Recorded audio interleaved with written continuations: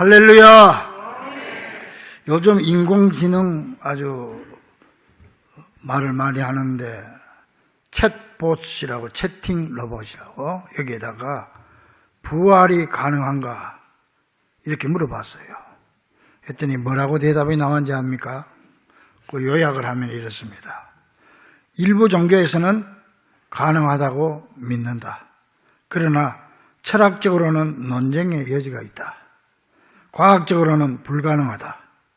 생명체의 신체적 기능이 중지되면 다시 살아날 수 없다. 이렇게 답이 나왔습니다. 그러나 성경은 분명히 말합니다. 죽은 자의 부활은 확실한 줄로 믿습니다. 우리 주님께서 말씀하셨습니다. 누가복음 18장 27절에 무릇 사람이 할 수 없는 것을 하나님이 할 수 있느니라. 믿습니까? 부활은 우리 기독교 신앙의 핵심이며 과학을 초월하는 것입니다. 오늘은 우리 예수님께서 죽은 지 사흘 만에 다시 살아 부활하신 날입니다. 옆 사람과 우리 한번 인사합시다. 예수님 부활하셨습니다. 우리 예수님이 다시 살아나셨습니다. 할렐루야. 모든 인생은 무덤으로 끝나지만 우리 기독교는 빈 무덤의 종교입니다. 오늘 새벽에 여인들 서너 명이요, 예수님의 몸에 향유를 바르기 위해서 무덤을 찾아갑니다. 어둑어둑할 때 해 뜨기 전에 찾아가는데 가면서 걱정을 하지요. 그 무덤 문을 큰 돌로 막아놨는데 그 돌을 누가 옮겨줄까? 그런데 가보니까 돌이 옮겨져 있는 거예요. 굴러져 있어요. 그래서 무덤을 보니까 예수님 시신이 없어진 거예요. 얼마나 겁이 났겠어요. 그런데 그 옆에 흰 옷 입은 천사들이 이 여인들 보고 어찌하여 살아있는 자를 죽은 자 가운데서 찾느냐.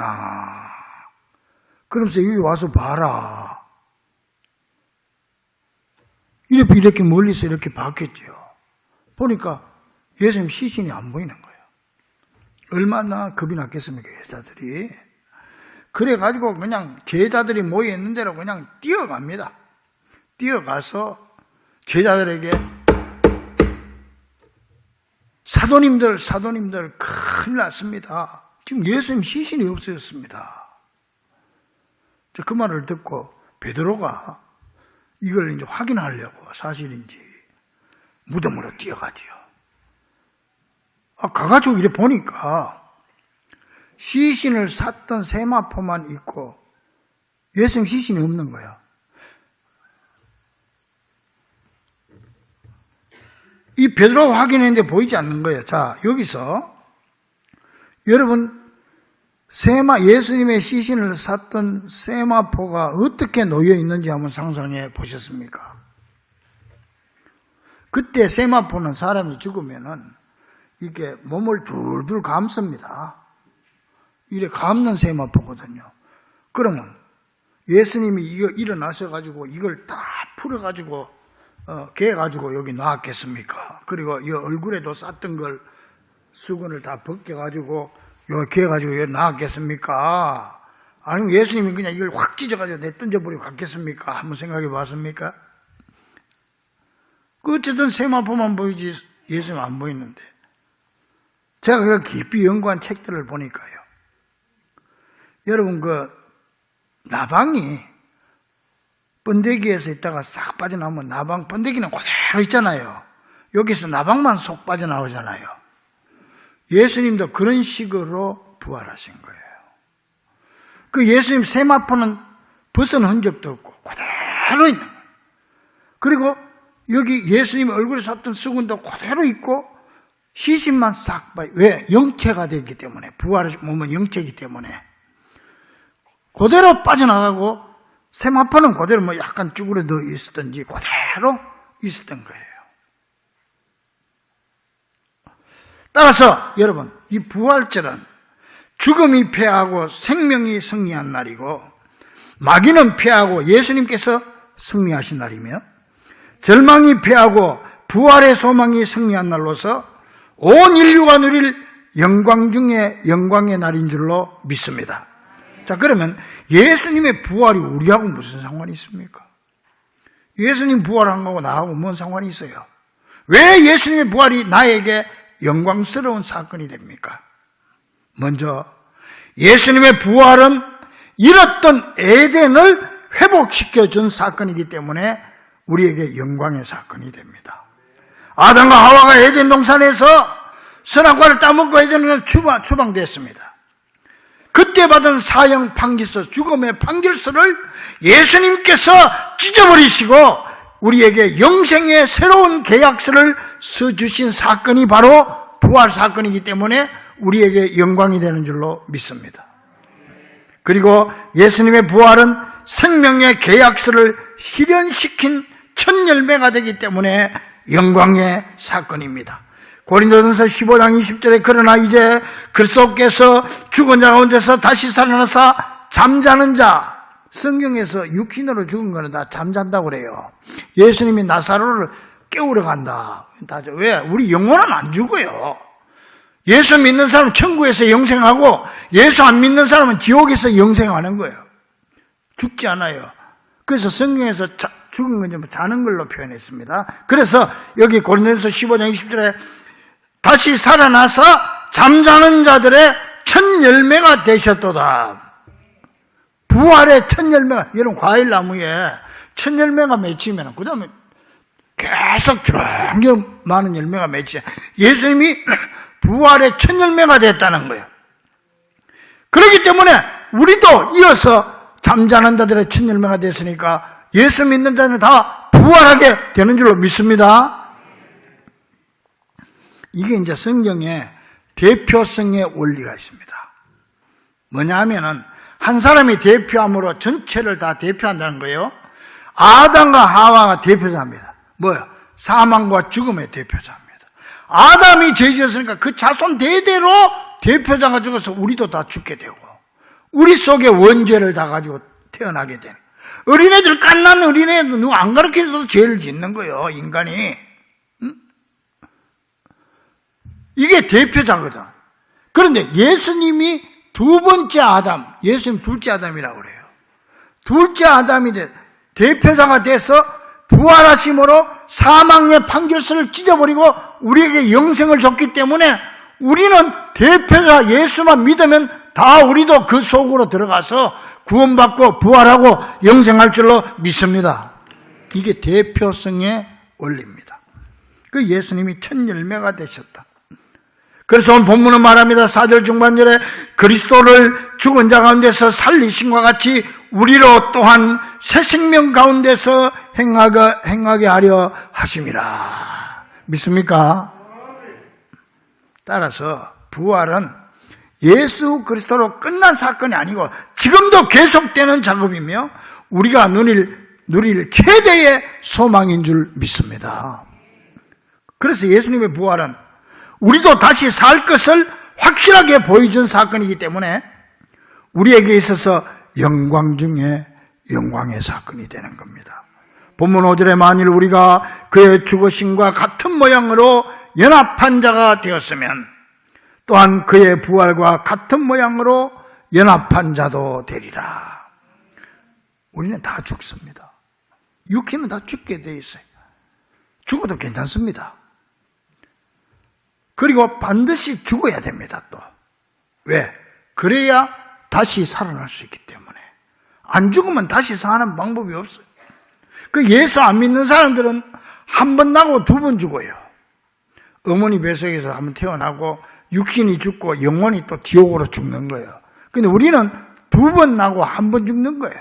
예수 믿는 사람은.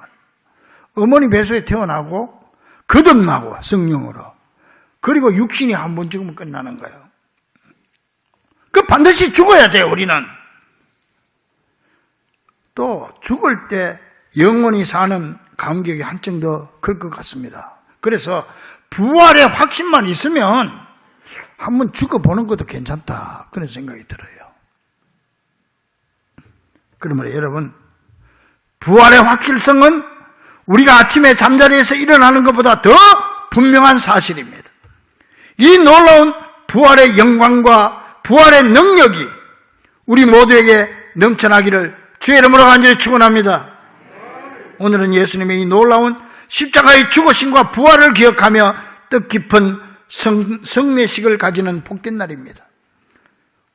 우리 개신교의 성례식은 두 개입니다. 세례식하고 성찬식. 천주교에는 7성례 7가지인데 그거 틀렸어요. 그 성례가 될 수 없어. 우리 기독교 개신교는 세례식과 성찬식만 이게 성례식입니다. 이 세례식은 죄와 허물로 죽은 우리를 구원하기 위해서 십자가에서 당신의 몸이 찢기시고 피 흘려 죄를 대속케 하신 예수님의 죽으심을 기념하는 예식이 세례식이에요. 오늘 세례받는 분들.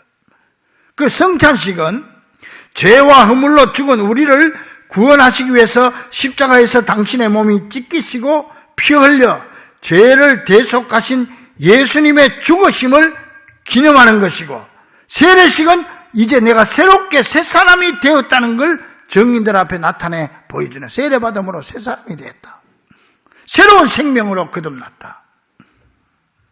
먼저 세례에 대해서 잠깐 말씀드리겠습니다. 누가복음 16장 15, 16절에 부활하신 예수님께서 제자들에게 말씀하시기를 너희는 온 천하에 다니며 만민에게 복음을 전파하라. 믿고 세례를 받는 사람은 구원을 얻을 것이요 믿지 않는 사람은 정죄를 받으리라. 그러므로 먼저 세례 받는다고 하는 것은 옛사람이 죽고 새 사람이 되었다는 뜻입니다. 따라서 이제는 마귀의 자녀가 아니라 하나님의 자녀가 되는 겁니다. 그 의미로 지금까지 모든 죄를 십자가의 피로 씻음받고 새 사람으로 완전히 거듭나게 되는 표식이 바로 세례입니다. 또한 세례란 하나님의 백성으로 인침을 받는 것입니다. 넌 내 거야, 내 거야, 내 거야 도장받는 겁니다. 우리의 죄를 사해 주실 수 있는 분은 하나님 한 분밖에 안 계시기 때문에 하나님의 대리인인 목사에 의해서 수행되고 세례받는 자가 자발적으로 참여하고 있다고 할지라도 세례의 진정한 주체는 하나님이시고 근본적으로 하나님의 역사인 것입니다. 세례는 근본적으로 사람들이 자기들의 부족한 신앙을 채우거나 자기들의 신앙을 표현하거나 고백하기 위해서 또는 교회 회원이 됨을 확인하기 위해서 인간에 의해 수행되는 하나의 예식이 아닙니다. 물세례 예식 자체가 구원의 선물을 전달해 준다는 것을 의미하는 것도 아닙니다.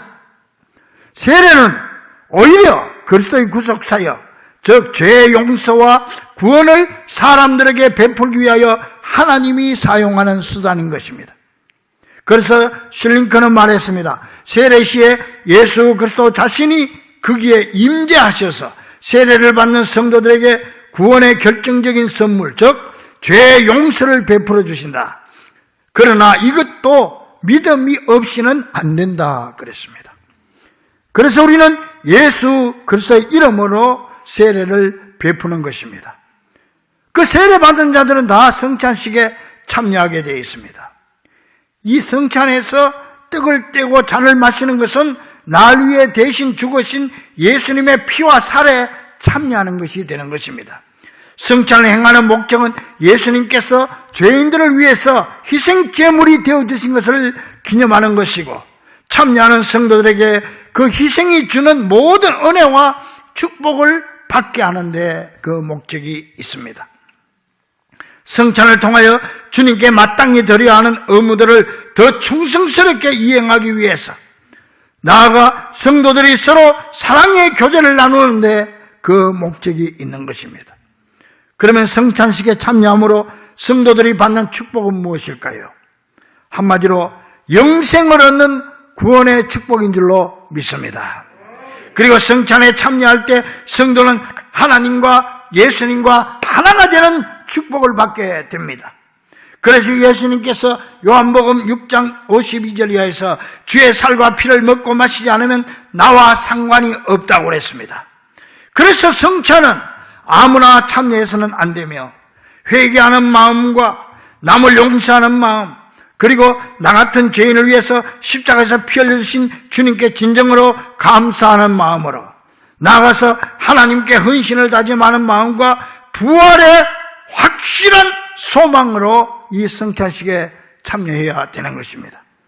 오늘 성찬에 참여하는 우리 모두가 이런 마음으로 참여함으로 하나님의 놀라운 은혜를 체험할 수 있기를 주의 이름으로 간절히 축원합니다.